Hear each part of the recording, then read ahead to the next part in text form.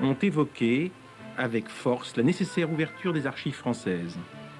Nous sommes dans une situation en France différente de celle des Amériques, où le Freedom of Information Act américain, donc de 1966, permet qu'on déclassifie régulièrement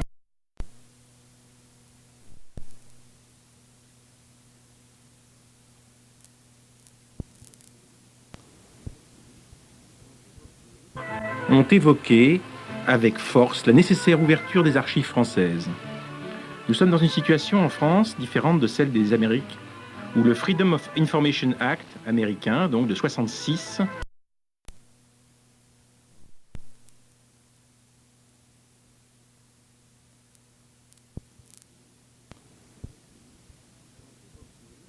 ont évoqué avec force la nécessaire ouverture des archives françaises.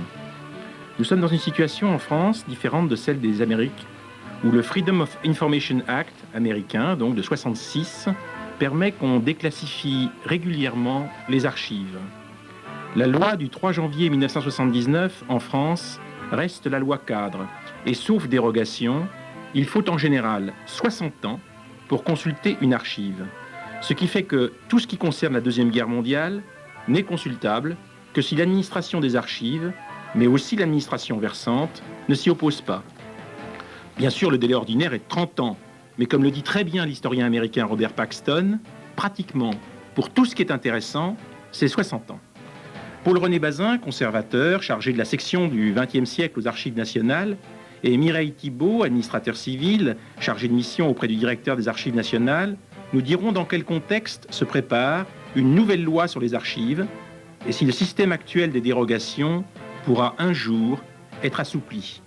Sur le grill confrontera Jean-Luc Enaudi, auteur de La bataille de Paris au Seuil, à Guy Pervilliers, historien, à propos de l'ouverture des archives concernant justement le 17 octobre 61.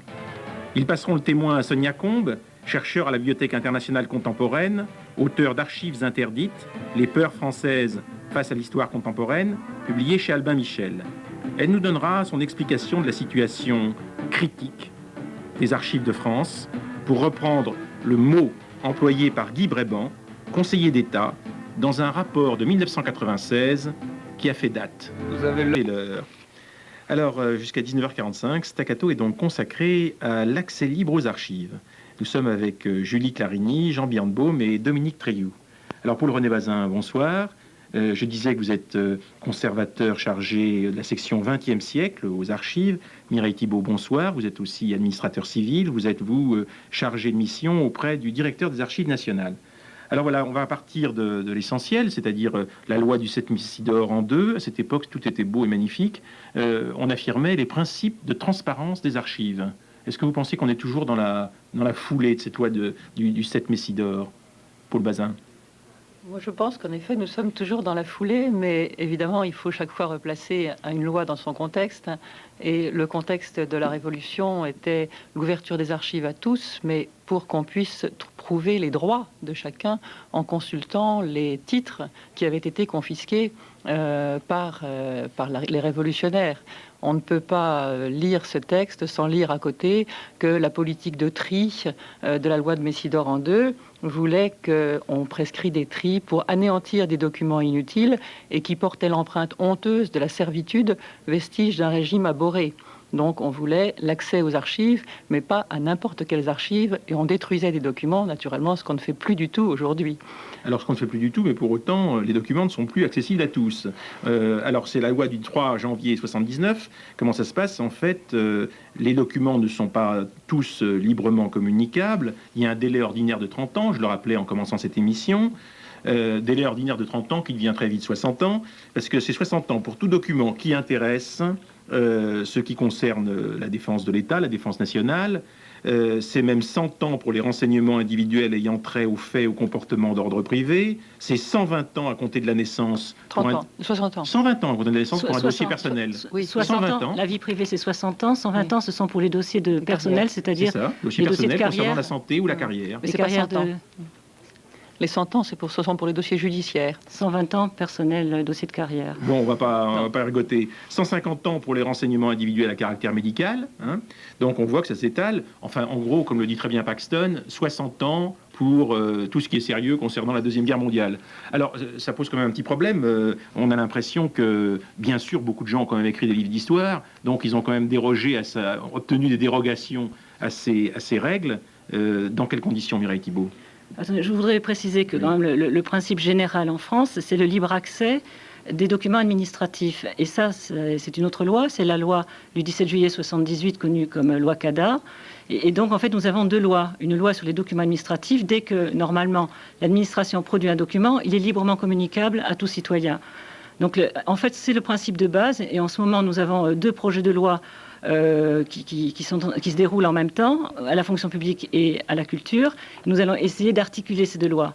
Parce que donc, en principe, c'est cela. Ensuite, on a ce délai de 30 ans pour certains documents, et ensuite, ces délais spéciaux dont vous avez parlé. Non, mais si vous le voulez bien, ici, on ne va pas seulement tourner autour des principes, on va savoir comment les choses se passent concrètement dans la vie des gens qui veulent utiliser les documents. Alors, Paxton, qui n'est pas n'importe qui, c'est un bon historien de la Deuxième Guerre mondiale. Je crois qu'on va être d'accord là-dessus, au moins. Hein, bon. Tout à fait. Bon, Paxton dit il faut 60 ans pour tout document sérieux. Il a raison ou il a tort? Paul René Bazin. Il a à la fois tort et raison, forcément. C'est-à-dire qu'il a eu l'intuition, quand il a commencé ses travaux, que les documents ne lui seraient pas communiqués. Il ne les a pas demandés. Mais il aurait probablement eu un refus, en effet, nous sommes bien obligés de le dire, et c'est tout à fait vrai. En revanche, les documents à 30 ans sont quand même très nombreux, sont une grosse majorité.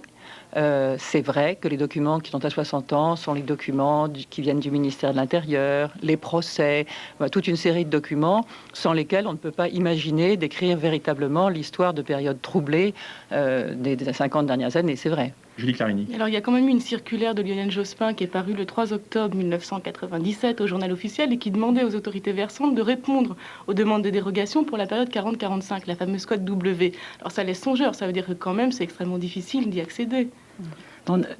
Oui, nous avons été associés très en amont à la rédaction de cette circulaire.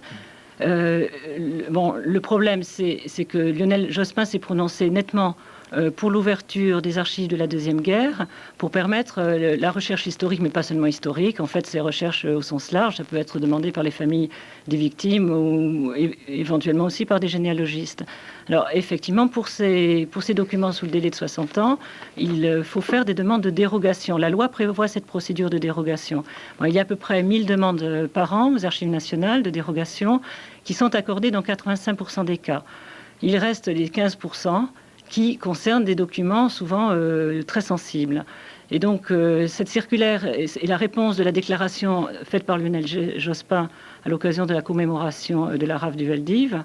Et en ce moment, nous avons envoyé, nous, direction des archives, un énorme dossier au cabinet de Jospin avec toutes les propositions d'ouverture de ces documents-là, concernant à peu près une quinzaine de ministères. Donc nous attendons un arbitrage. Il faut que le cabinet du Premier ministre nous donne le feu vert. La plupart des ministères sont d'accord sur les propositions que nous leur avons faites. Donc ça devrait précipiter l'ouverture de ces archives et permettre à tout citoyen, non pas seulement aux historiens, non pas seulement aux bénéficiaires de dérogation, mais à tout citoyen d'avoir accès à ces documents. Dominique Rioux. Oui, vous avez dit tout à l'heure que M. Paxton n'avait même pas demandé des documents qu'il était sûr de ne pas avoir. Mais ces dossiers sensibles, est-ce qu'ils figurent dans les inventaires? Tout figure dans les inventaires.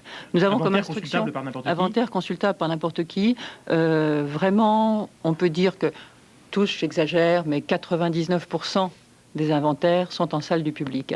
Et pour les quelques-uns qui ne sont pas en salle du public, tout simplement parce que les autorisations ne sont jamais accordées, que ce sont des documents qui sont de l'année dernière ou d'il y a 5 ou 6 ans, ou qui sont tellement nominatifs eux-mêmes qu'ils donnent déjà les informations, ils sont consultables dans nos services.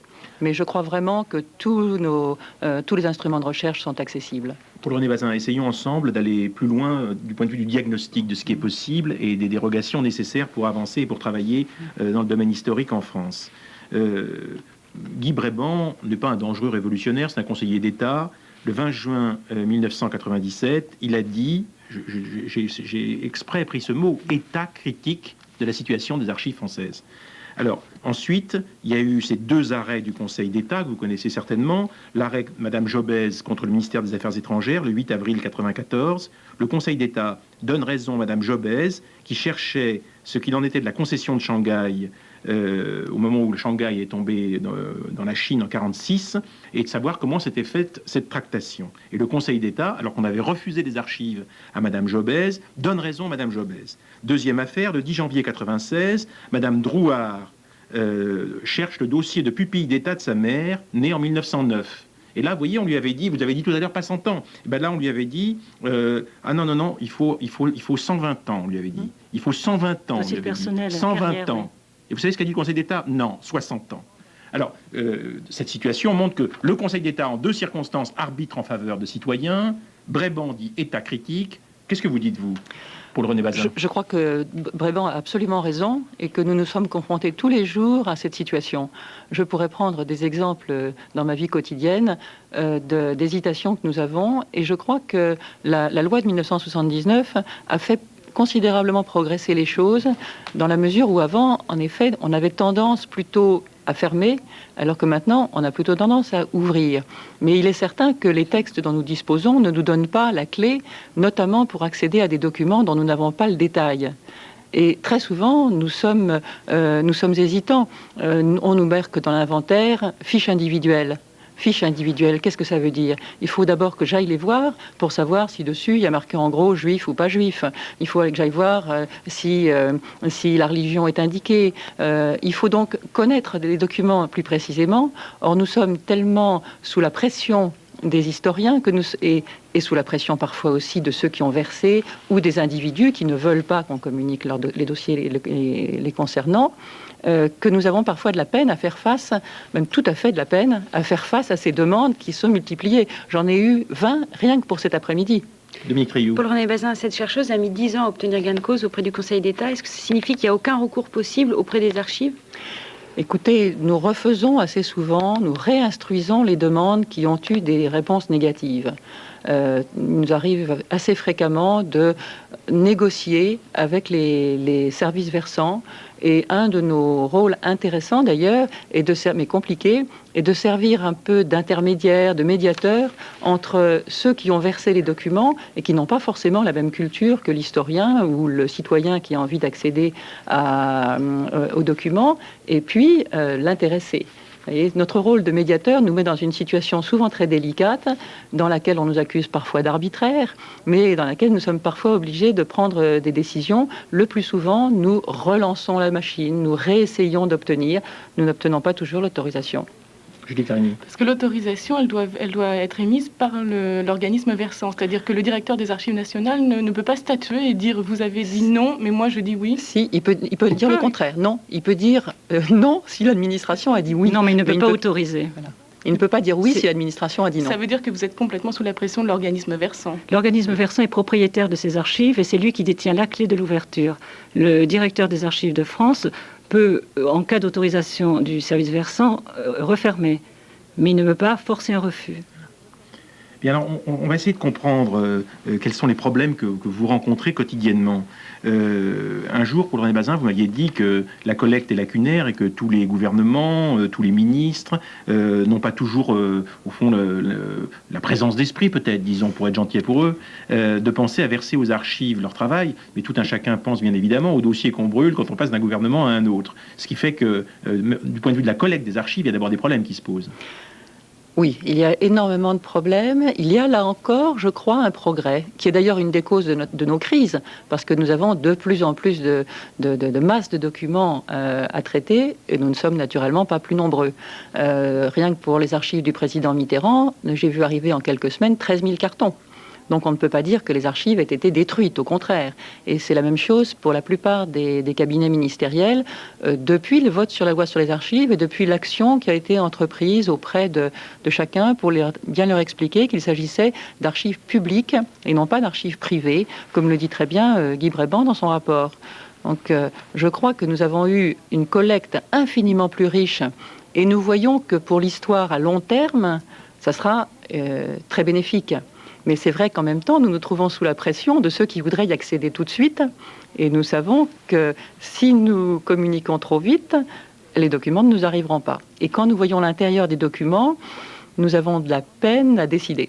Comment est-ce que vous expliquez cette différence entre la France et l'étranger, au moins entre la France et les États-Unis? Puisque je disais tout à l'heure que la déclassification a lieu de façon très, très ordinaire depuis maintenant 1966 aux États-Unis, et qu'en France ce ne soit pas possible. Toute une série de pays ont emboîté le pas. Je sais par exemple qu'en Suède, aujourd'hui, on peut avoir accès directement à un document directement déclassifié. Alors évidemment, il y a sûrement des documents qui restent secrets, je ne me fais absolument aucune illusion.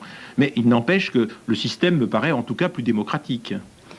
Bon, en ce qui concerne les pays étrangers, bon, le cas des États-Unis est particulier. Si on veut faire la comparaison entre les deux pays, on peut également l'étendre à la presse et à l'attitude de ces deux pays par rapport à la protection de la vie privée. En France, nous avons le goût du secret. On peut trouver ça très bien. Je pense que c'est ce que partagent beaucoup de Français. Ça n'est pas forcément moi ce que je pense, mais nous avons l'article 9 du Code civil qui instaure le fait que chacun a droit au respect de sa vie privée. Nous avons une presse qui applique ce principe. Il suffit de le voir en comparant les affaires Clinton et Roland Dumas tout récemment en France. Et les archives, en fait, sont le reflet de notre société. Et je pense que c'est le même système. Nous avons des hommes intelligemment bottés en touche. Intelligemment botté en touche, parce que sur cette question, si vous voulez, vous nous renvoyez à des questions qui sont de vie privée, et moi je vous parle de questions qui touchent quand même des problèmes de vie politique. Non, nous c'est la vie privée qui nous bloque. J'ai bien compris. C'est la vie privée aussi. Non, mais je crois que j'ai compris. Mais si vous voulez, je crois que en fait, derrière tout ça, il y a quand même une question pour le citoyen d'avoir démocratiquement accès à des documents qui ne concernent pas forcément la vie privée. C'est ce qui est le plus souvent invoqué pour les refus de dérogation. C'est la vie privée. On se cache derrière la vie privée, oui. Alors, je crois quand même que dans la grande majorité des cas, c'est effectivement la vie privée qui est en cause, tout au moins pour la période dont on parlait tout à l'heure, c'est-à-dire la Seconde Guerre mondiale. Pour des périodes infiniment plus récentes, je n'en dirais peut-être pas autant, mais pour la guerre mondiale, c'est essentiellement la vie privée des gens, je crois beaucoup plus que le désir de protéger un régime. Plus personne ne veut protéger ce régime, ou à peu près. En revanche, vous avez des quantités de non-cités, de gens dont nous ne savons pas s'ils sont vivants, pas vivants, des papiers qui ont été conservés dans des conditions très, très, très aléatoires. Et c'est vrai qu'on hésite. Et d'ailleurs, il y a un certain nombre de gens qui viennent nous voir en nous disant « Je veux voir tout, mais je ne veux qu'on dise rien sur moi. » J'en vois tout le temps. Donc le citoyen veut accéder à tout, mais n'a pas du tout envie qu'on dévoile tout sur lui. René Bazin, cette inégalité, tout à l'heure vous avez dit, on vous accuse parfois d'arbitraire pour la possibilité que vous donnez à certaines personnes d'avoir accès aux archives et pas à d'autres. Alors cette inégalité dans l'accès aux archives, les usagers ne sont pas les seuls à le constater et à le regretter. La preuve en est la proposition de réforme qui a été formulée par Jean Le Potier, président de l'Association des archivistes français. On admet que, et il me paraît normal, enfin, que tout ce qui peut être communiqué le soit par la voie des dérogations. Tout le débat, effectivement, porte sur la question de savoir si un document qui a été communiqué une fois à une personne par dérogation peut ne pas être communiqué à une autre personne par dérogation, et donc établir une espèce de décision à la tête du client, si vous me permettez l'expression. C'est vrai qu'en général, les archivistes, nous trouvons que ce n'est peut-être pas idéal comme situation, et qu'on pourrait quand même, il serait plus fondé, enfin que l'égalité serait mieux assurée, que ce principe des dérogations soit maintenu, parce que je crois qu'il faut toujours un élément de souplesse, c'est l'intérêt de tous, mais peut-être quand même être plus égalitaire en disant qu'un document qui aurait été consulté par dérogation une fois deviendrait dorénavant communicable. Staccato. Paul René Bazin, vous êtes d'accord avec M. Le Potier? Oui, je suis d'accord avec quelques petites réserves. Je suis d'accord parce qu'en effet, nous essayons de développer les dérogations générales, et en effet, un des éléments du choix est le fait que ça a déjà été accordé à un certain nombre de gens, à une personne ou à un certain nombre de gens. Et les ministères ont chacun leur petit fichier pour vérifier très vite si tel document a déjà été accordé ou non. Donc je suis d'accord. Avec une petite réserve, parce que pour un certain nombre de fonds, de documents que nous avons, l'analyse est extrêmement difficile.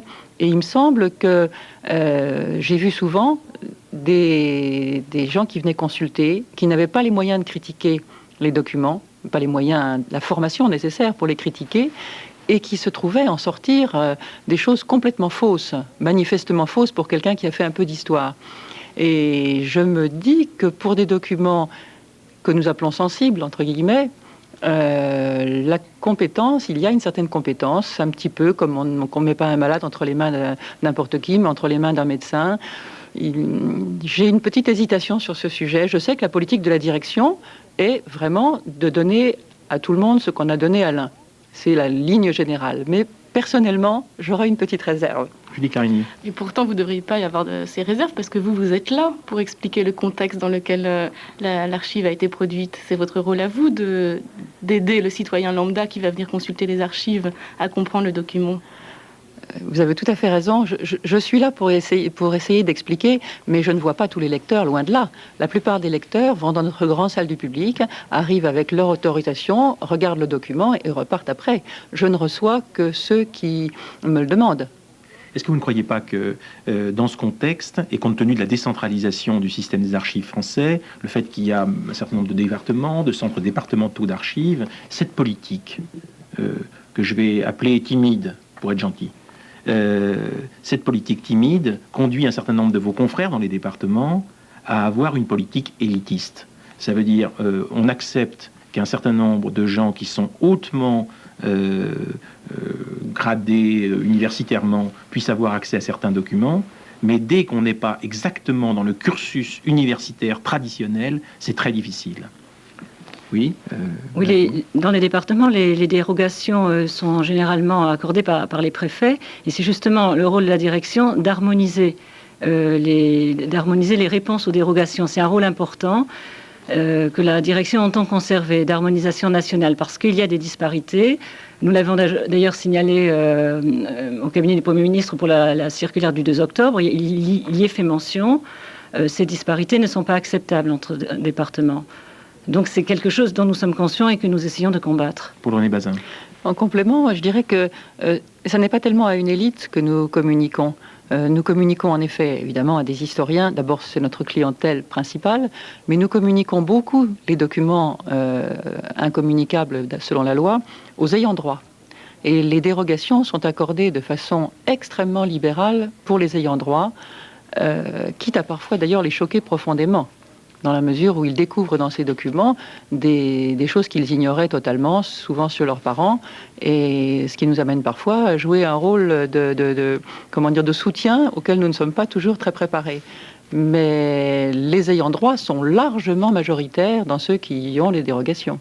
Alors vous avez vu que récemment, un certain nombre de citoyens se sont inquiétés des conditions dans lesquelles se préparait ce fameux projet de loi que vous avez évoqué et que nous avons évoqué concernant la gestion des archives. Ce projet de loi est en préparation, mais un certain nombre de citoyens, parmi lesquels notamment les Aubrac et bien d'autres, se sont, disons, inquiétés de ce que la loi était préparée et confiée du point de vue de la préparation aux administrations concernées, qui se retrouvent ainsi jugées parties. Je voudrais savoir comment vous avez réagi à cette réaction de citoyens. Oui, Mireille Thibault. Je ne suis pas dans l'administration depuis très longtemps, mais il me semble que ce sont toujours les ministères qui préparent les projets de loi. Oui. Sans discussion avec les citoyens. Mais par exemple, Catherine Trottmann a consulté les historiens. Il y avait un groupe d'une dizaine d'historiens fin novembre. Moi, j'étais présente également. Elle nous a reçus pendant 5 heures. Nous avons parlé du projet de loi. C'était la première consultation. Pour l'instant, disons, on peut beaucoup discuter de l'ouverture des archives, mais alors le fait que ce soit un ministère qui prépare un projet de loi, c'est un fonctionnement absolument normal. Pour René Bazin. Je crois que si ce groupe veut faire une proposition, ils peuvent faire une proposition de loi par l'intermédiaire des députés. Là, à ce moment-là, c'est l'Assemblée qui fait une proposition de loi. Le projet de loi vient toujours d'un ministère. Alors, comme on peut le constater aujourd'hui avec le procès Papon, il faut souvent attendre une affaire pour que l'accès aux archives soit facilité. Ce fut le cas lors du procès Touvier, comme nous le rappelle au micro de Julie Clarini, notre correspondant à Lyon, Emmanuel Gondran-Sordet. Il s'agissait cette fois des archives privées du diocèse de Lyon. Emmanuel Gondran-Sordet, bonjour. Alors, Bonjour. les archives du diocèse de Lyon ont vécu une aventure passionnante ces dernières années. Ben oui, alors vous n'êtes pas sans savoir que depuis 1906, les archives de l'Église sont privées et elles ne sont pas soumises donc à la réglementation des archives publiques en matière de conservation et de communicabilité. D'ailleurs, le droit canon insiste sur leur caractère secret. Alors tout cela a posé un problème aux historiens lors de l'affaire Touvier, puisque le fait que les archives soient inaccessibles les rendait secrètes et rendait impossible l'instruction du procès. Oui, on sait que Paul Touvier a bénéficié de nombreux soutiens au sein de l'Église. Oui, alors en 1972 exactement, l'affaire Touvier commence à prendre de l'ampleur à cause de la grâce présidentielle que lui accorde Pompidou. Petit à petit, l'opinion découvre que des personnalités ecclésiastiques importante ou alors le chrétien de base a pu le soutenir pendant toutes ces années. L'Église est attaquée de toutes parts et cela tourne très rapidement au conflit de mémoire. L'image des caves du Vatican est tenace et on prétend même, vous savez, qu'une partie des archives du diocèse de Lyon y a été cachée. Alors pour faire taire ces rumeurs et pour permettre à la lumière d'être faite, le cardinal de Courtrai, archevêque de Lyon, décide alors d'ouvrir les archives diocésaines. Mais alors qu'est-ce que ça veut dire vraiment ouvrir des archives ? Alors évidemment, les archives ne sont pas ouvertes à tout le monde. Elles sont ouvertes à une commission d'historiens de divers horizons qui est dirigée par René Raymond. Cette commission n'avait pas à statuer sur la culpabilité ou l'innocence de Touvier. Elle était tout à fait distincte de l'instruction du procès. Il fallait simplement savoir quelles avaient été les protections ecclésiastiques dont avait pu bénéficier Paul Touvier. Donc pour ouvrir ces archives, le cardinal de Courtrai abaisse la date de non-communicabilité des documents, d'abord à 1937, date de l'investiture du cardinal Verlier, puis à 1965, date de sa mort. Il a pris seul cette décision ? Bien, en dernière instance, il était le seul à pouvoir prendre cette décision. Cependant, il ne l'a fait qu'après avoir consulté le conservateur des archives diocésaines, M. Henri Ours, dont j'ai pu recueillir le témoignage. Alors il vous a décrit, j'imagine, un peu les conditions de travail de la commission ? Oui, alors, 3 conditions étaient posées d'entrée de jeu. Indépendance vis-à-vis de l'institution ecclésiastique, liberté complète d'accès aux sources et travail dans le secret. D'une façon générale, tout s'est déroulé selon lui sans aucun heurt. La liberté d'accès aux sources a donc été complètement complète. Oui, il semble que oui. De toute façon, les archives de la période qui intéressaient la commission Raymond n'étaient pas encore inventoriées au moment où les historiens travaillaient dessus. Donc ils se sont tout bonnement servis dans les cartons où elles étaient rangées en attendant d'être classées. Ils ont eu accès à tous les documents. Oui, sauf aux rares dossiers personnels, toujours exclus aujourd'hui de la communication, ce qui semble normal lorsqu'on connaît les délais de communicabilité de ces mêmes dossiers dans les archives publiques d'après la loi de 79. Emmanuel Gondran-Sordet, je vous remercie. À bientôt. Paul René Bazin, on a l'impression que la sélectivité est la même dans l'Église catholique, dans l'État. En fait, finalement, vous faites autorité, l'Église catholique procède comme vous. Pas tout à fait. Les archives privées ont une bien plus grande latitude et je ne suis même pas sûre que tous les diocèses agissent de la même façon. Il n'y a pas, je crois, une politique générale dans l'Église catholique. Est-ce que vous êtes choqué par ce que vous avez entendu ? Pas étonné, non, pas du tout, non. Pas étonné, mais non. Pas choqué non plus. Parce qu'un historien... Je trouve que c'est déjà un grand progrès parce que les archives ont été ouvertes, elles ont été utilisées, elles ont donné lieu à un travail scientifique qui fait avancer les choses. Moi qui ai l'habitude de négocier avec beaucoup de propriétaires d'archives privées, qu'ils soient ecclésiastiques ou qu'ils soient politiques, de droite, de gauche, j'ai eu les mêmes réactions, c'est-à-dire qu'il y a des gens qui n'ont pas envie d'ouvrir, d'autres qui ouvrent, qu'il faut négocier, qu'on prend des conditions. Très concrètement, non, ça ne me choque pas. Merci à Paul René Bazin, merci à Mireille Thibault. Nous allons nous quitter, nous serons de retour à 18h45. Nous passerons le témoin à Sonia Combe, historienne, spécialiste de l'Europe de l'Est, auteure d'Archives interdites, Les peurs françaises face à l'histoire contemporaine. Son livre est paru chez Albin Michel. Mais auparavant, nous mettrons sur le grill le problème de l'accès aux archives, cette fois en relation avec un point précis de notre histoire contemporaine, les événements sanglants du 17 octobre 61. Une pétition, d'ailleurs, d'historiens a demandé l'ouverture de tout ce qui concerne le 17 octobre 61. Nos invités seront Jean-Luc Enaudi, auteur de La bataille de Paris au Seuil, et Guy Pervilliers, historien, spécialiste de la guerre d'Algérie, professeur à l'université de Nice.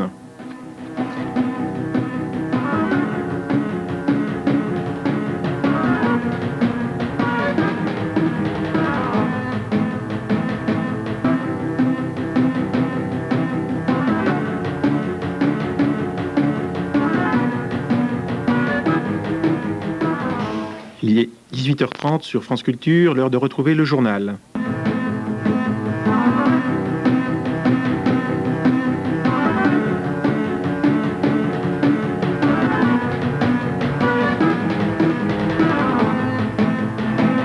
Staccato, France Culture, deuxième partie, bonsoir aux auditeurs qui viennent de nous rejoindre. Ce soir, l'émission est consacrée au problème de l'accès aux archives en France. Notre témoin sera l'historienne Sonia Combe, spécialiste de l'Europe de l'Est, chercheur à la Bibliothèque de documentation internationale contemporaine, auteur chez Albin Michel de Archives interdites, les peurs françaises face à l'histoire contemporaine. Mais pour l'heure, nous voudrions illustrer l'importance du recours aux archives pour l'écriture de l'histoire, avec un événement dont on a beaucoup reparlé ces dernières années, et notamment cet automne, à cause de l'ouverture du procès Papon. Il s'agit de la sanglante journée du 17 octobre 1961. Jean Birnbaum, c'est à vous. Oui, bonsoir Antoine Spire. Le 17 octobre 1961, souvenez-vous, des dizaines de milliers de travailleurs algériens convergent vers le centre de Paris pour manifester contre le couvre-feu qui leur est imposé par le préfet de police, un certain Maurice Papon. Soudain, dans la nuit noire et sous une pluie battante, c'est la chasse à l'homme, le massacre. Pendant près de 30 ans, cet événement majeur a été systématiquement occulté et très largement oublié. Et puis, en 1991, un livre paraît aux éditions du Seuil pour exhumer enfin cet épisode sanglant dont on commence à peine à percevoir l'importance. Ce livre a pour titre « La bataille de Paris ». Jean-Luc Kennedy, bonsoir. Bonsoir. Vous êtes l'auteur de l'ouvrage en question, un ouvrage qui fait autorité depuis des années, mais qui fait également aujourd'hui l'objet d'une remise en question et même d'une polémique dont se sont faites l'écho des publications aussi diverses que Le Point, Libération ou encore à plusieurs reprises le magazine L'Histoire. À l'origine de cette mise en cause, Guy Pervilliers, bonsoir. Bonsoir. Vous êtes professeur à l'université de Nice, spécialiste de la guerre d'Algérie, et vous avez notamment publié 1962, La paix en Algérie, disponible à la documentation française. Alors tout d'abord, messieurs, laissez-moi vous dire à quel point nous sommes heureux de vous avoir réunis ici tous les deux ce soir pour les auditeurs de France Culture, tant la nécessité d'un tel débat s'était faite ressentir tout au long des derniers mois. Ceci étant, Jean-Luc Kennedy, ma première question sera pour vous. Elle est toute simple, elle touche à la question qui nous intéresse plus particulièrement ce soir, c'est-à-dire celle des archives. Est-ce que vous pourriez nous dire à partir de quelles sources vous avez pu mettre sur pied votre grande œuvre, votre œuvre d'historien du 17 octobre 1961, Jean-Luc Kennedy? Eh bien, écoutez, j'ai mené des recherches et fait un travail d'enquête à partir de toutes les sources dont j'ai pu disposer. Alors, un certain nombre d'archives, de sources écrites, notamment des archives de l'ex-Fédération de France du FLN, des archives qui jusque-là n'avaient pas été utilisées ou très peu utilisées, des archives telles que celles du syndicat général de la police, des archives aussi diverses que celles de la Mission de France, de l'Action catholique ouvrière, etc.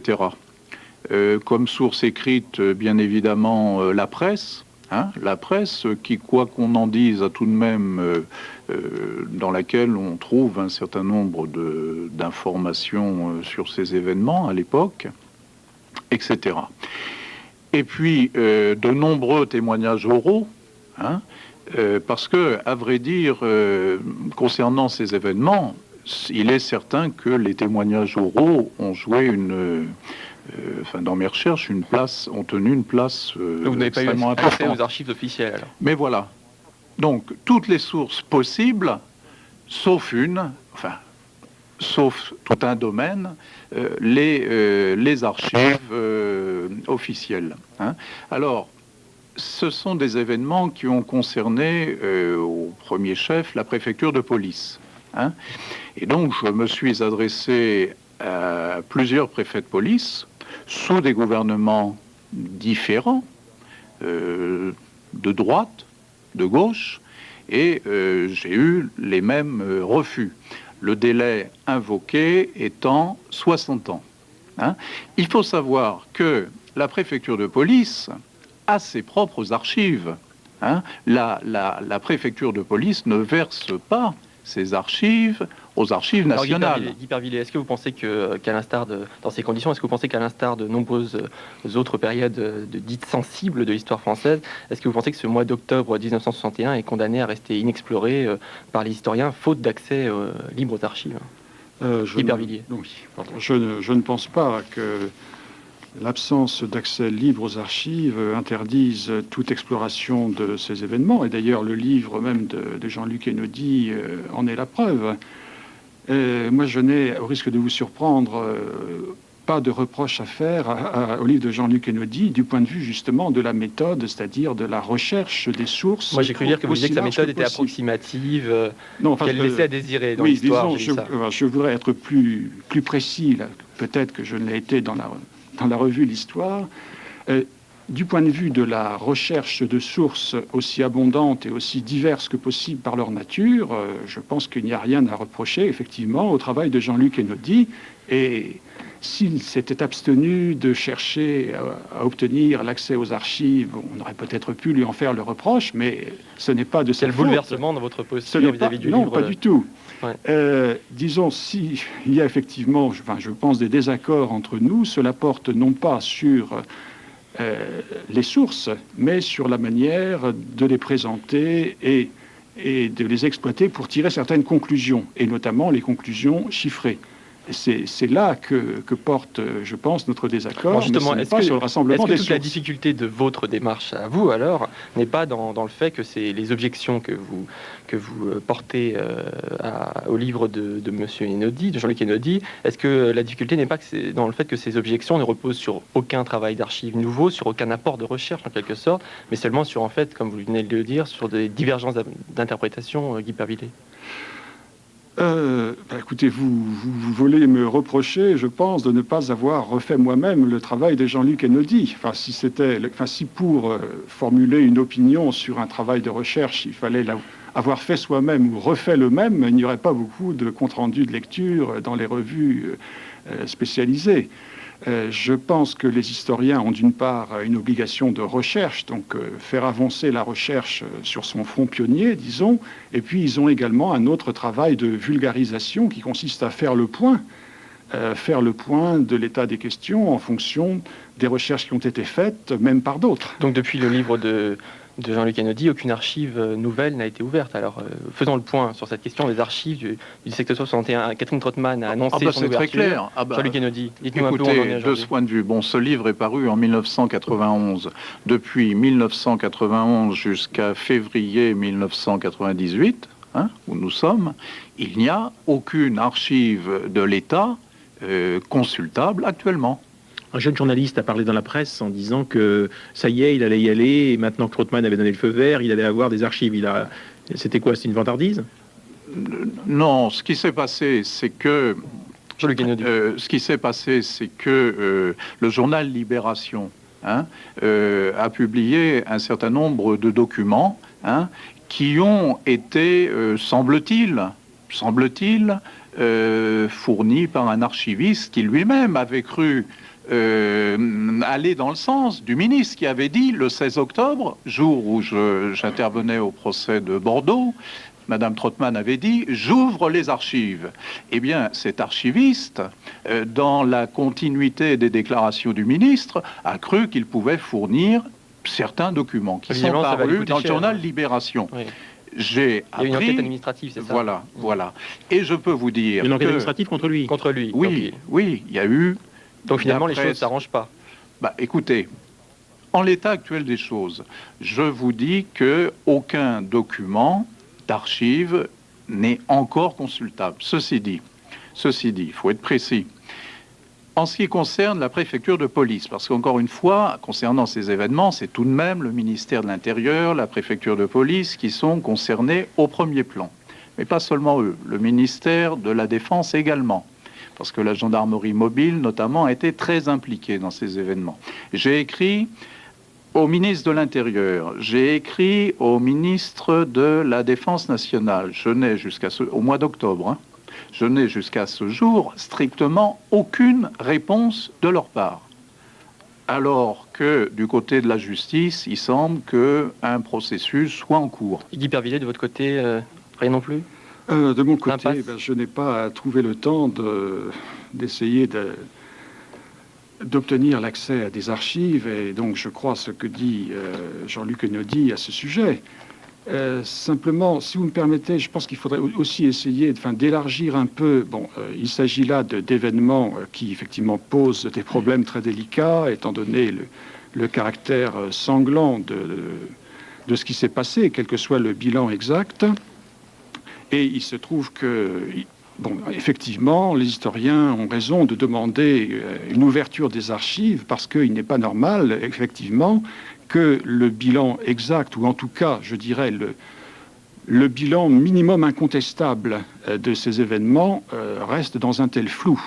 C'est un cas peut-être assez rare. Vous m'étonnez quand même, parce que dans ces conditions, il y a tout de même quelque chose d'inquiétant, parce que si j'ouvre par exemple le très sérieux dictionnaire de la vie politique française au XXe siècle de Jean-François Sirinelli, je vais y trouver une notice intitulée consacrée à la manifestation du 17 octobre 1961. Surprise, elle est signée de votre main. Et c'est pas une surprise. Non, c'est pas une surprise, mais par contre, je m'étonne que vous disiez que vous n'ayez pas trouvé encore le temps d'essayer de faire en sorte que les archives concernant cet épisode sanglant soient ouvertes, parce que c'est quand même vous qui vous avez la responsabilité d'un article de la notice, la seule notice qui existe dans le dictionnaire de Sirinelli, qui est quand même très sérieux, et vous y faites de nombreuses critiques, notamment au livre de Jean-Luc Einaudi à l'intérieur. Quand est-ce que vous allez trouver le temps dans cette alors notice? Non, je ne pense pas. Dans cette notice, j'ai essayé de faire le point de ce qui me paraissait, je dirais, le plus sûr et le moins contestable, et c'est pourquoi j'ai laissé de côté quelques points sur lesquels j'ai davantage insisté donc dans mon interview parue dans la revue L'Histoire. Oui, vous me demandez quand je vais trouver le temps d'aller aux archives. Bon, et là, vous me posez une question de caractère strictement personnel. Bon, il se trouve que depuis un certain nombre d'années, je ne suis plus parisien. Que j'ai donc un certain éloignement par rapport aux deux centres où l'on trouve les archives les plus importantes concernant l'Algérie et la guerre d'Algérie, c'est-à-dire Paris et Aix-en-Provence. Bon, et il se trouve d'autre part que je suis donc enseignant d'histoire et que dans le métier il y a également la fonction de faire des mises au point. Guy Pervillet, c'est pas une question strictement personnelle, si vous voulez, ça nous intéresse tous, puisque on a tous envie de savoir ce qui s'est passé le 17 octobre 61. C'est vous qui êtes en charge maintenant, assez souvent dans l'Histoire ou dans Le Point, dans Libération, ici dans le dictionnaire de Sirinelli, de faire le point sur cette question. Vous avez des critiques à faire au livre de Jean-Luc Einaudi. Bon, on y fait tout le temps allusion. Je voudrais en situer trois, notamment sur le bilan des morts, sur le bilan des morts, sur le gazage dont auraient fait l'objet les Algériens par la police française, et également sur la responsabilité de Maurice Papon. Jean-Luc Einaudi, votre avis là-dessus Vous pensez que c'est une question personnelle? Bien évidemment que non, c'est des événements trop importants pour que ça soit personnel. Et de toute façon, l'important concernant ces événements, moi, ce que j'ai fait, c'est quoi? Jamais je n'ai prétendu, et je ne prétends absolument pas avoir dit le dernier mot concernant ces événements. Au contraire, j'ai voulu contribuer à ce qu'une brèche soit ouverte pour qu'on approche de la vérité concernant ce qui s'est passé à ce moment-là. Mais dans votre livre, vous avancez un chiffre concernant le nombre de morts. Alors, dans mon livre, je dis que je fais une estimation, et j'estime que le nombre de morts tourne au minimum autour de 200. Monsieur Pervillier, ce chiffre vous paraît excessif? Ce qui correspond aux estimations faites à l'époque, d'ailleurs, du côté algérien. Et je vais vous dire une chose, c'est que cette semaine encore, j'entendais Constantin Melnik, c'était ces derniers jours, qui était conseiller pour le Premier ministre, Michel Debré, à l'époque, pour les affaires de police et de renseignement, qui a répété, encore une fois, que sur la base des informations dont il disposait à l'époque, il avait estimé le nombre de morts, dit-il, entre 100 et 300. Bon, Guy Pervillet, on aimerait bien que le Guy Pervillet de Staccato soit le même que celui de l'Histoire. Dites-nous un peu votre position sur ce bilan. Oui, ce que je voudrais dire à ce sujet, c'est que je ne suis pas convaincu par la démonstration que Jean-Luc Einaudi a faite à l'appui de ce qu'il considère comme une estimation très vraisemblable. Alors, je constate dans son livre que cette estimation correspond à un ordre de grandeur qui a effectivement été proposé par Ali Haroun, donc ancien dirigeant de la Fédération de France, du FLN, dans son livre « La 7e Wilaya ». Mais je constate aussi que, donc, dans ce livre, à la page 374, où Ali Haroun propose cette estimation, il y a en fait 2 paragraphes qui se contredisent, puisque auparavant, il dit que la Fédération donc, de France du FLN a été dans l'incapacité de fixer le nombre de disparus, de tués de manière précise, d'autant que parmi les éléments recensés disparus, il devait se trouver nécessairement des militants transférés en Algérie et dont on ne retrouvait plus la trace. Et au paragraphe suivant, il dit « Cependant, la synthèse des rapports sur les cas précis des tués le 17 octobre et jours suivants par balles, matraquage, noyade et autres moyens, permet de les chiffrer approximativement à 200. » Attends, voulez-vous en venir là? Alors, je veux dire ceci, que la question est de savoir... Ali Haroun n'est pas la seule source de M. Einaudi, si? Exactement. Écoutez... il y a aussi l'Institut médico-légal. Que je termine quand même ma démonstration. Oui, la question est de savoir si, en fin de compte...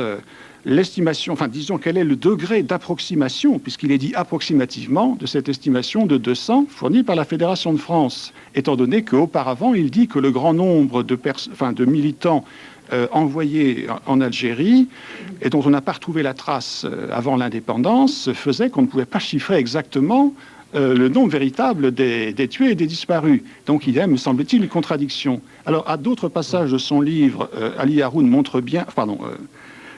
Jean-Luc Einaudi montre bien que l'estimation qu'il fournit, enfin, il n'est pas la seule à le fournir, mais qu'est-ce que cela prouve, sinon qu'à l'époque, d'autres personnes avaient eu le même sentiment. Mais la question fondamentale est de savoir respecter, enfin, je pense, une différence entre, disons, un jugement de possibilité, de vraisemblance.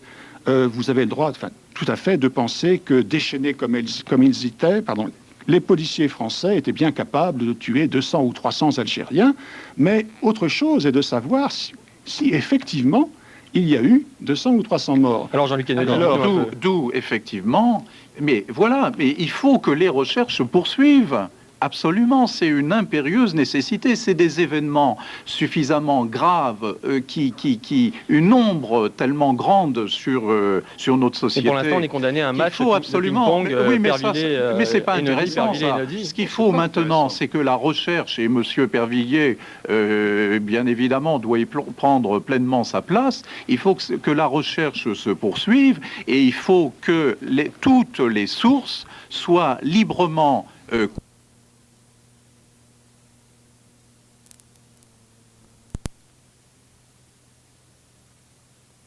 de vraisemblance, vous avez le droit, enfin, tout à fait, de penser que déchaînés comme ils étaient, les policiers français étaient bien capables de tuer 200 ou 300 Algériens, mais autre chose est de savoir si effectivement il y a eu 200 ou 300 morts. Alors Jean-Luc Einaudi, d'où effectivement, mais voilà, mais il faut que les recherches se poursuivent. Absolument, c'est une impérieuse nécessité. C'est des événements suffisamment graves une ombre tellement grande sur notre société. Et pour l'instant, on est condamné à un match. Il faut absolument. Mais c'est pas intéressant. Ça. Ce qu'il faut maintenant, c'est que la recherche, et Monsieur Pervilliers, bien évidemment, doit y prendre pleinement sa place. Il faut que la recherche se poursuive et il faut que toutes les sources soient librement consultable par les chercheurs. Il faut qu'on approche de la vérité concernant ces événements. Mais vous savez, ne nous faisons pas trop d'illusions non plus, parce qu'on a eu quand même dans cette affaire-là mensonges et dissimulation de la part de l'État. Je vais vous dire quelque chose. Il y a eu des gens qui ont été tués dans l'enceinte du Palais des Sports. Il y a eu des témoins de ces morts-là. On ne sait toujours pas ce qu'on a fait de ces cadavres. On ne le sait toujours pas.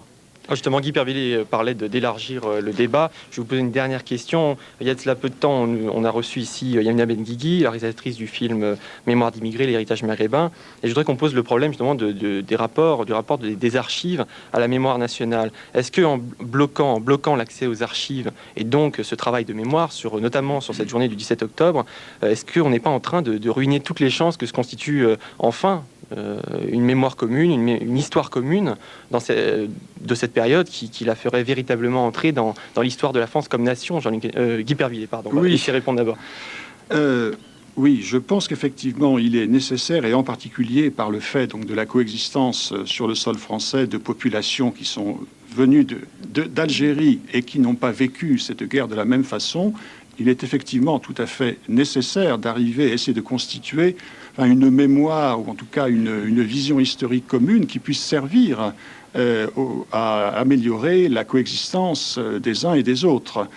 Alors, je suis d'accord sur le fait que ce travail de constitution, je dirais plutôt que d'une mémoire commune, en tout cas d'un savoir scientifique commun, reconnu, et donc suppose effectivement qu'il n'y ait pas persistance dans la rétention d'archives sur des sujets particulièrement graves comme celui-là. Cela étant, je voudrais dire aussi que le travail historique ne repose pas uniquement sur l'exploitation des archives, sur des événements très précis et douloureux, qu'il y a aussi tout un travail à faire à partir d'autres sources que les archives, et il n'y a pas seulement des événements sanglants comme cela à étudier. Il y a un énorme travail qui ne recourt pas à un seul type de document. Il y a d'autres événements aussi qui méritent l'attention. Votre point de vue sur la même question? Écoutez, il est absolument décisif que on cesse de donner l'impression, et c'est plus qu'une impression, de vouloir maintenir le mensonge sur de tels événements. Maurice Papon continue à entretenir le mensonge à ce sujet. Il faut qu'aujourd'hui, il y ait véritablement la volonté politique qu'on sache ce qui s'est passé. Jean-Luc Kennedy, merci. Je rappelle le titre de votre ouvrage, La bataille de Paris, 17 octobre 1961, au Seuil. Guy Pervillet, merci. Je rappelle que vous êtes professeur à l'Université de Nice, et on peut lire de vous 1962, La paix en Algérie, à la documentation française. Merci, messieurs.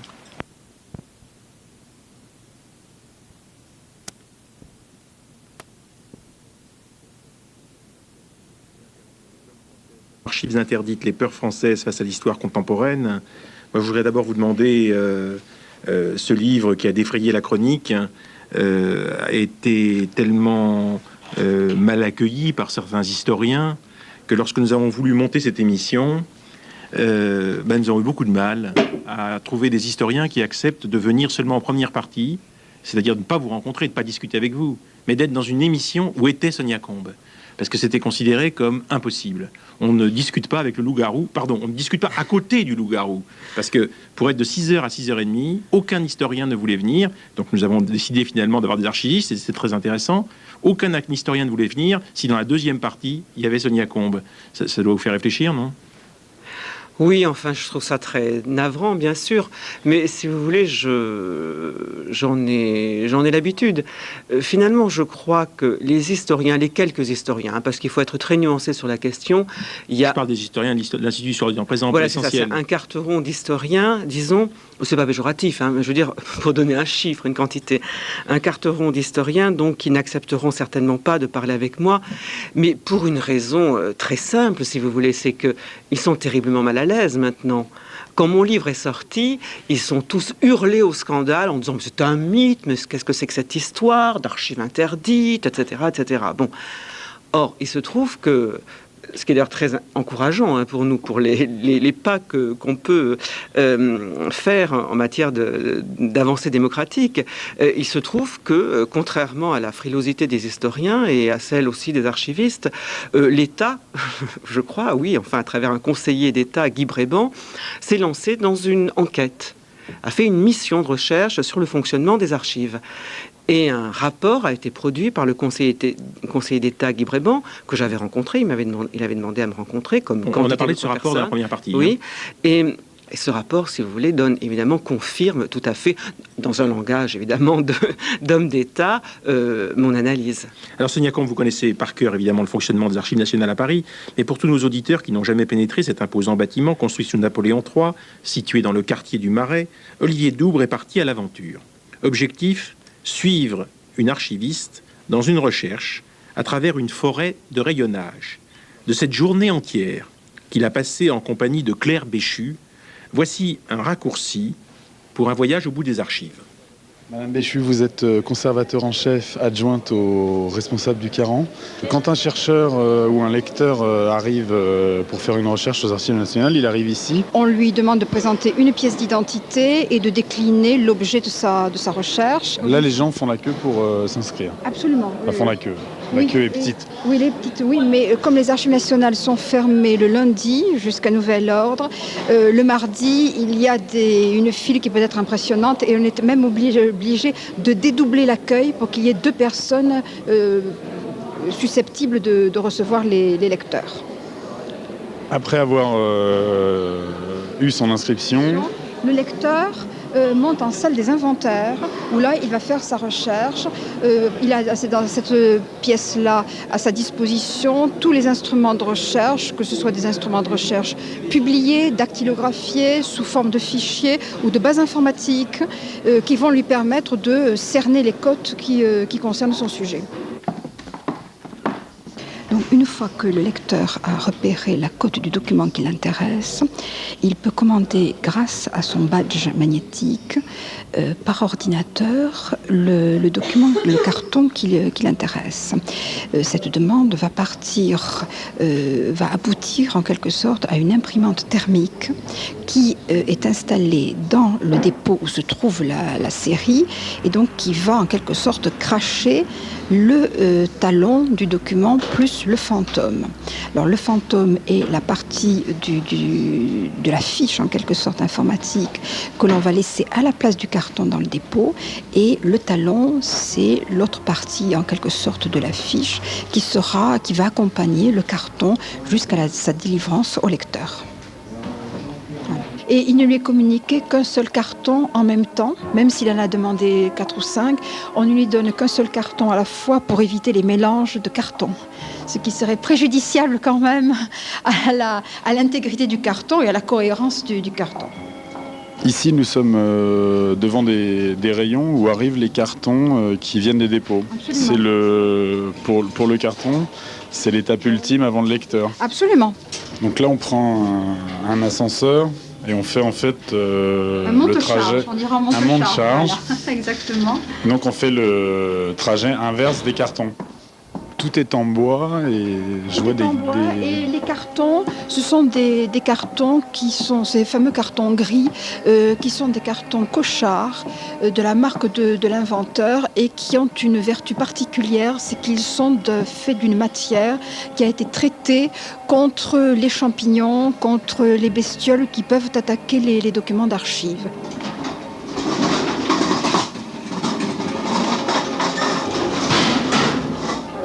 Combien de kilomètres de rayonnage y a-t-il aux Archives de France ?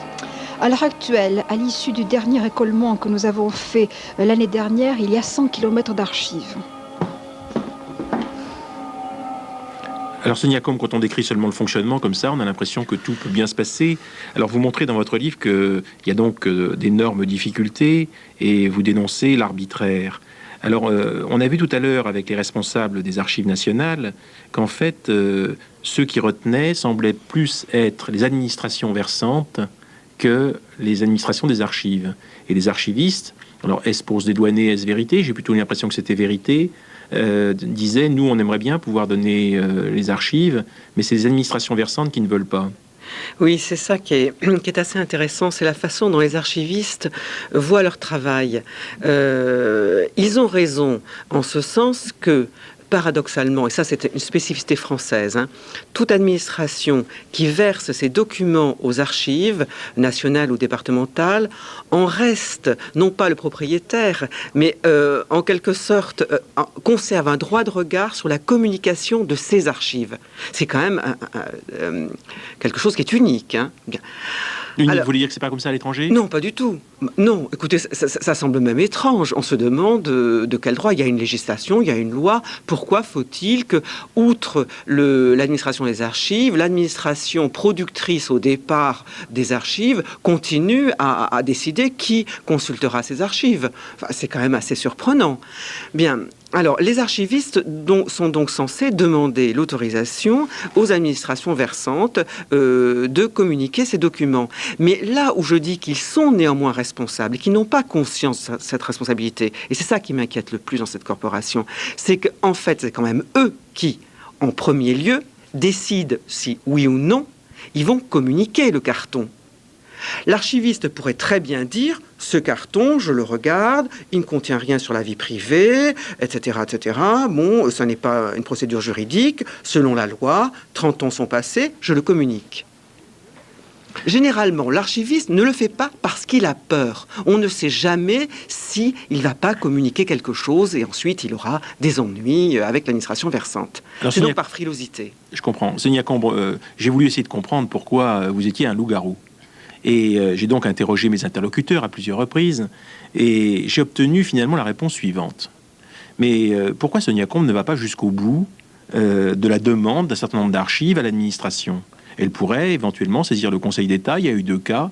Il y a trop peu de cas où le Conseil d'État a été saisi, ce qui fait que le public croit que l'accès est libre aux archives, mais elle-même, ça fait 7 ans qu'elle n'a pas demandé de documents aux archives. Ça, c'est une référence temporelle qui m'a été donnée par un archiviste. Je ne vous dénoncerai pas le nom de l'archiviste. 7 ans que Sonia Combe ne nous a pas fait de demande. Alors, je me suis dit, peut-être qu'ils ont raison. Peut-être que s'il y avait effectivement plus de demandes, et si Sonia Combe elle-même demandait un certain nombre d'archives en disant « Regardez, je n'ai pas pu obtenir cette archive-là », peut-être que ça aurait du résultat. Alors, c'est assez intéressant parce que je vais vous dire, ça fait pas 7 ans. Je n'ai jamais demandé un document aux Archives nationales pour la simple raison que je n'ai jamais travaillé sur la France. Je travaille sur l'Europe centrale, sur l'Union soviétique, je travaille sur l'Union soviétique, je travaille sur l'Allemagne de l'Est, ce qui m'a permis de faire quelques rapprochements ensuite entre les 2 systèmes, mais personnellement, je n'ai jamais travaillé sur la France.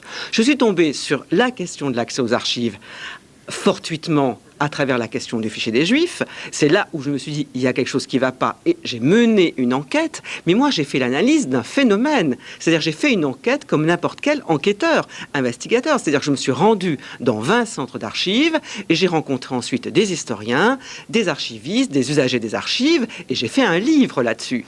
Tout à l'heure, Paul-René Bazin a insisté sur le rôle de médiateur qu'il y avait donc chez les archivistes entre le service servant et le client, enfin l'historien, la personne qui recherchait des documents. Ce rôle de médiateur, vous le mettez pas mal à mal. Alors vous pouvez témoigner ou comment vous avez réussi à aboutir à cette conclusion que en fait les archivistes ne jouent pas ce rôle de médiateur, d'interlocuteur, vous parliez? Écoutez, je pense que Paul-René Bazin, elle était de toute bonne foi.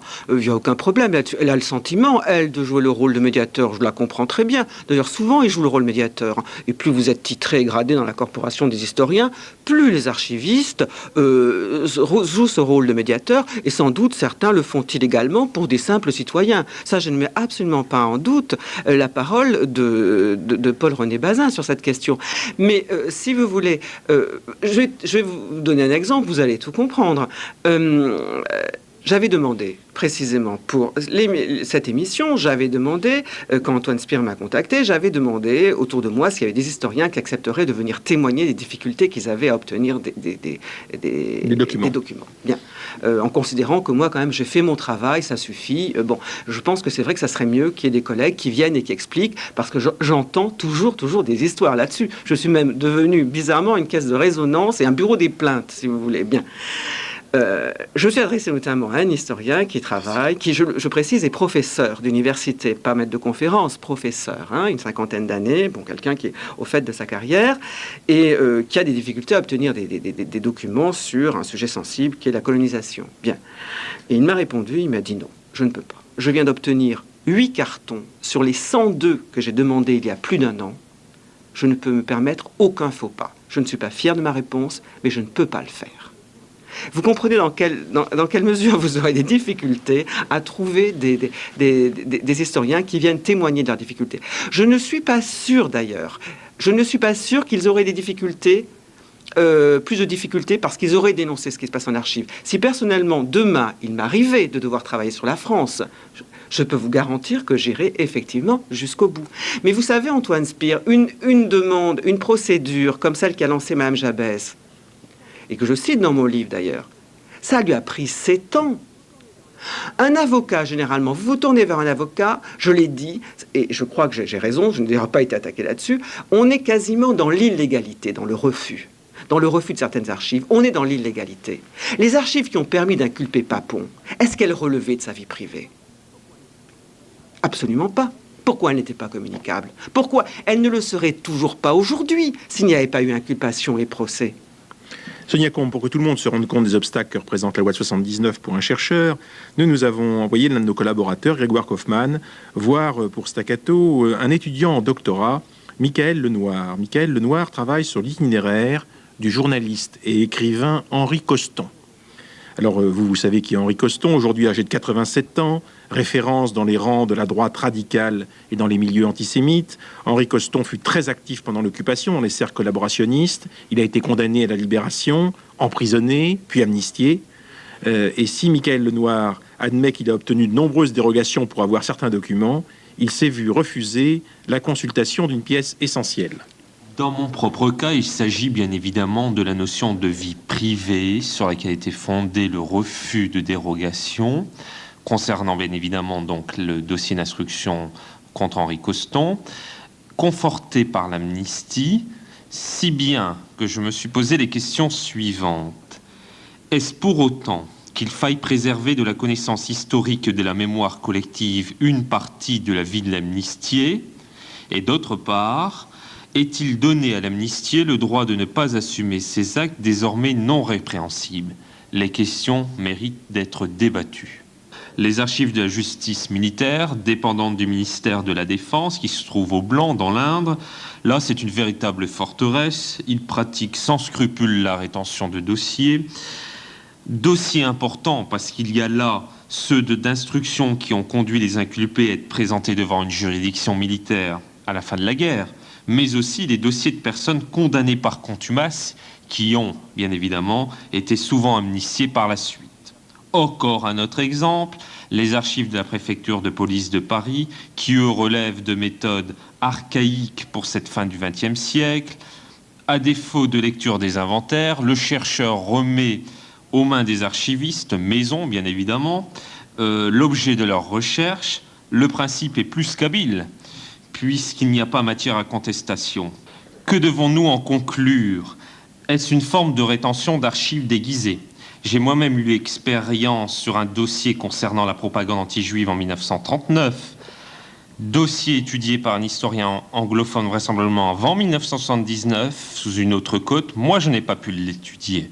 Ça signifie donc bien que la loi des archives de 1979, qui entend libéraliser l'accès aux archives, peut également verrouiller ces archives dans le but inverse qui lui était assigné.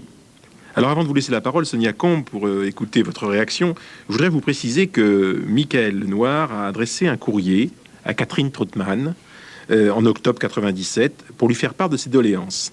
Il a reçu une réponse. Lui, il a reçu une réponse. Quelques jours après cet entretien, c'est-à-dire au mois de février, qui lui signifiait que le dossier d'instruction contre Henri Coston n'était pas susceptible d'être transmis aux chercheurs. Oui, c'est là où je dis qu'il faudrait quand même que la législation française, si en plus elle est remaniée, j'espère que ce n'est pas une promesse en l'air, qu'elle le sera, s'inspire peut-être de ce que fait la législation allemande concernant la vie privée, si vous voulez. Les archives de la Stasi, sur lesquelles je travaille actuellement, qui me sont grandement ouvertes. J'ai beaucoup de chance de travailler sur l'Est, parce que les archives sont ouvertes maintenant. La police d'Allemagne de l'Est, donc. Oui, alors les archives de la police secrète, politique, est-allemande, la Stasi, ne sont communicables tous les dossiers des gens qui ont été collaborateurs, qui ont travaillé avec la Stasi, c'est-à-dire qui ont été ce qu'on appelle coupables, Täter et coupables. Et dans ce cas-là, il n'y a plus de protection de la vie privée. C'est-à-dire que c'est aux chercheurs chercheur de décider lui-même, d'être en accord avec sa conscience, est-ce qu'il va tout révéler ou pas. Mais la loi ne protège pas, entre guillemets, les crapules. Et c'est la question que je me pose concernant Vichy, si vous voulez.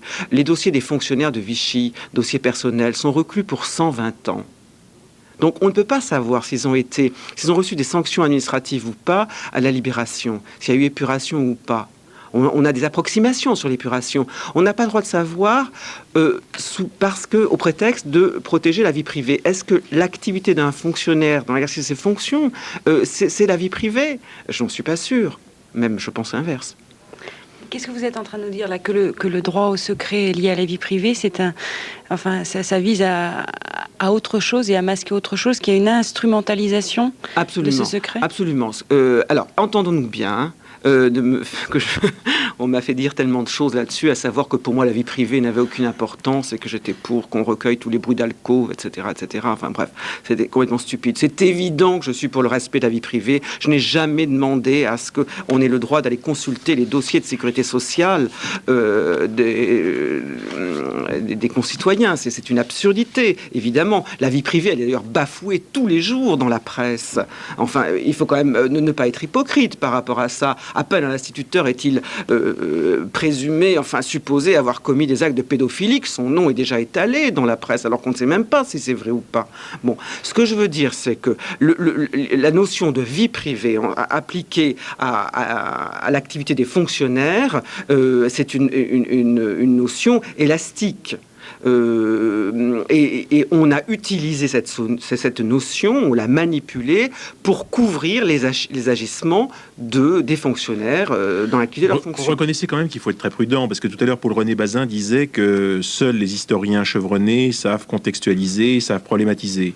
Et moi, je suis assez sensible à cet argument. Je veux dire qu'elle n'a pas tort de dire qu'il y a certaines personnes qui peuvent être irresponsables et ne pas savoir comment utiliser telle ou telle information. Donc il doit y avoir inévitablement un certain filtre. Mais bien sûr, c'est évident, si vous voulez. Et qu'est-ce que ça veut dire, un historien chevronné? C'est ça qui m'inquiète. C'est ça qui m'inquiète. Maintenant, Papon est livré au loup. Allez, on y va. Bousquet, Le Guet, on y va. On pourrait tout dire sur leur vie privée. Mais on se taira parce qu'on est soumis à... On s'engage à la discrétion quand on obtient une dérogation en archive. Mais on se taira sur le nom du petit Papon ou du grand Papon qui se trouvait à Toulouse. Qu'est-ce que ça veut dire? Je ne sais pas. La vie privée, c'est évident quand quelqu'un vous demande... mais... Le dossier d'état civil de son voisin, oui, bien sûr, c'est l'évidence même. Je trouve que là, vraiment, il y a une espèce de malhonnêteté intellectuelle. Je veux bien croire qu'il y ait des problèmes, mais l'archiviste est quand même assez capable de faire la distinction entre ce qui relève réellement de la vie privée, au sens commun du terme. On n'a pas fait l'école de Chartres pour ne pas savoir faire la différence entre ce que c'est que la vie privée et ce que c'est que l'activité d'un fonctionnaire de Vichy. En 1993, la direction du PCF a pris la décision d'ouvrir ses archives. Cette ouverture est devenue effective, comme vous l'avez vu, il y a quelques jours, après qu'une commission intitulée Archives et mémoire militante ait engagé un long travail de classement et d'inventaire. Prudente, la commission s'est alignée sur la loi 79 qui régit les archives publiques, alors qu'il s'agit évidemment d'archives privées. Alors, n'est-ce pas une manière de se protéger? C'est la question qu'Olivier Doubre a posée à Christine Kerzual, la collaboratrice de Jean-Paul Bagnan, responsable des archives au sein du Parti communiste français. Pour nous, ça nous a permis de mettre un peu une garantie qu'on ne tomberait pas dans l'arbitraire, c'est-à-dire qu'il n'y aurait personne qui déciderait un peu à la tête du client et à son bon vouloir. C'est plutôt, je crois que l'esprit de la loi, c'est plutôt de protéger la personne. Il y a des mauvaises langues, notamment Marc Lazare, qui dit que les archives ont déjà en fait été nettoyées par Gaston Plissonnier, par exemple. C'est une vision, si vous voulez, un document d'archives, il n'est pas la vérité en lui-même. Et les historiens le savent bien, un document d'archives, il est à apprécier d'abord en fonction de qui a constitué l'archive, pour avoir une vision juste de la réalité. Et ça, c'est vrai pour n'importe quelle archive. Les archives de l'État, des administrations, par exemple, elles sont le produit de ces administrations. Les archives du Parti communiste, elles sont produites par l'organisation. Et donc, forcément, celui qui constitue une archive fait un choix.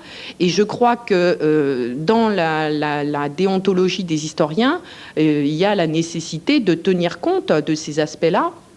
Et je ne sais pas si on peut parler de nettoyage, mais forcément, il y a des choix qui sont faits, qui peuvent être contestés par les uns et par les autres. Et c'est la responsabilité de l'historien de prendre cette dimension-là en compte. Alors, Christine Kerswald, dernière question. Est-ce que le parti ou la direction ou certains de ses membres n'ont pas peur que des historiens plongés dans les archives trouveraient des cadavres dans des placards ?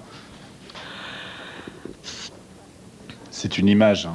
Oui, enfin c'est une image terrible en même temps, parce que bon, quand même, des historiens qui ont fait état de cadavres dans l'histoire du mouvement communiste, il y en a déjà pas mal. Des cadavres dans les placards au Parti communiste français, non, franchement, je crois pas. Après, des choses qui peuvent amener des débats sur des positions des communistes à un moment ou à un autre, forcément.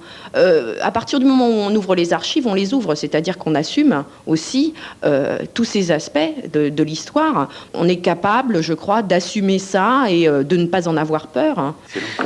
Sonia Combe, en fait, bien évidemment, toutes les administrations qui préparent leurs archives choisissent, sélectionnent soigneusement ce qui sera mis à la disposition du public, ou bien quelquefois elles ne se rendent pas compte aussi de ce qu'elles mettent à la disposition du public.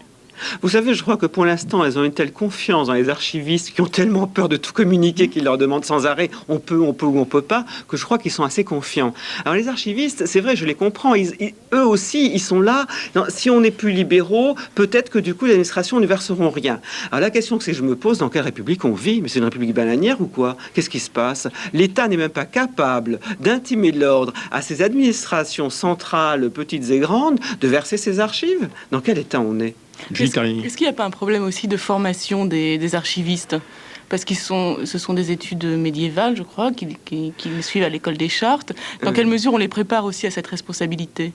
Non, ça, je crois, c'est effectivement ce que j'avais souligné. Je m'en étais rendu compte. Il y a je dirais pas une insensibilité à l'histoire contemporaine, mais si vous voulez, non, c'est pas ça. Mais disons qu'ils n'ont pas été formés la plupart à l'histoire contemporaine. Et pour eux, l'histoire contemporaine, c'est domaine brûlant. Vous savez, c'est la chaste Clio ne doit pas se brûler les doigts, comme disait Marc Bloch, au contact de ça. C'est pratiquement, c'est de l'actualité pour eux.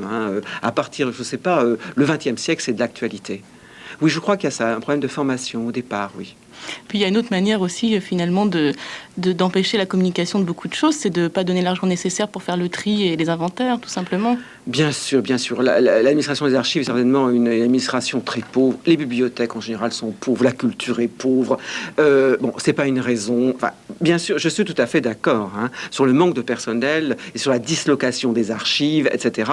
Je suis tout à fait d'accord. Bon, cela étant, si vous voulez, à un archiviste à qui je demandais s'il avait commencé l'inventaire des archives de la Seconde Guerre mondiale dans le département de l'Aveyron, parce qu'ils avaient relégué à l'extérieur de la ville, me disait-il, par manque de place. Je lui disais, mais enfin, vous ne pensez pas quand même que les lecteurs, maintenant, avec le devoir de mémoire, vous savez, vous aurez de plus en plus d'usagers, de citoyens qui viendront consulter les archives de la Seconde Guerre mondiale du département de l'Aveyron.